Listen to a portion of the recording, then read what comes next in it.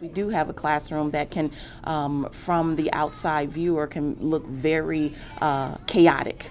The keys to a child's future success may involve a few critical skills they learn in preschool and kindergarten. We followed a preschool class that focuses precisely on those skills. They teach empathy, persistence, problem solving, getting along with others, and being optimistic and curious. And what makes it so unique is that we really do focus on the emotional development of children. It sounds promising in theory, but this was a year that nearly led an experienced teacher to quit, prompted some parents to pull their children out of the school, and forced the administration to ask whether the school's mission could really serve all kids. It was the hardest year I've done in 16 years of being in early childhood. I'll be honest, I thought about leaving. It took a real emotional toll on me, on Christine, on the other children. When my classroom is very, very chaotic, I know this is bad for them. We asked Christine, one of the teachers in the classroom, what made this school year so difficult.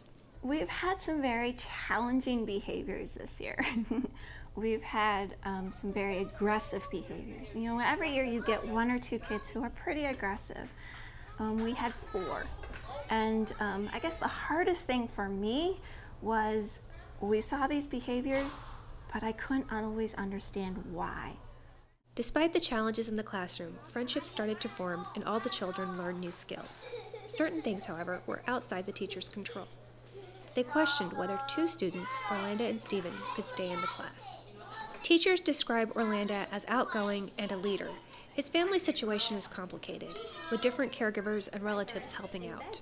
We have had some conversations for a very long time about whether or not we would be able to support Orlando. He began to receive some therapies even while he was here in our program. But what we soon realized was that the type of environment that Orlando needed was a smaller setting.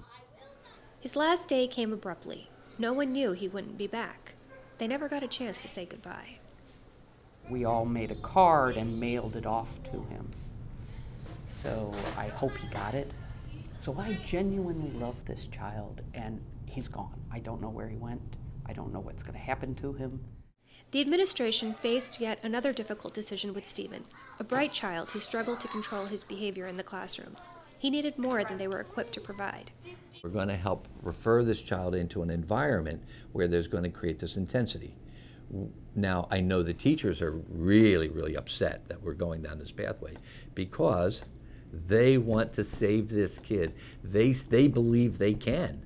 But I fear that first he's going to get kicked out of school. We adapt so much to what our kids do. If they're really interested in dinosaurs, then we're going to find a way for them to write with dinosaurs. Public schools don't always do that. The last thing before Stephen left, he said, "Okay, Stephen, I've got to go. It's time for me to leave. Your aunt should be here any minute to pick you up." He's like, "Okay." I said, "It's my last time to see you." Gave him a big hug. He said, "Sing the Horizon song." I said, "Okay." I rapped him like, "Love you forever, like you for always. As long as I'm living, my horizons you'll be."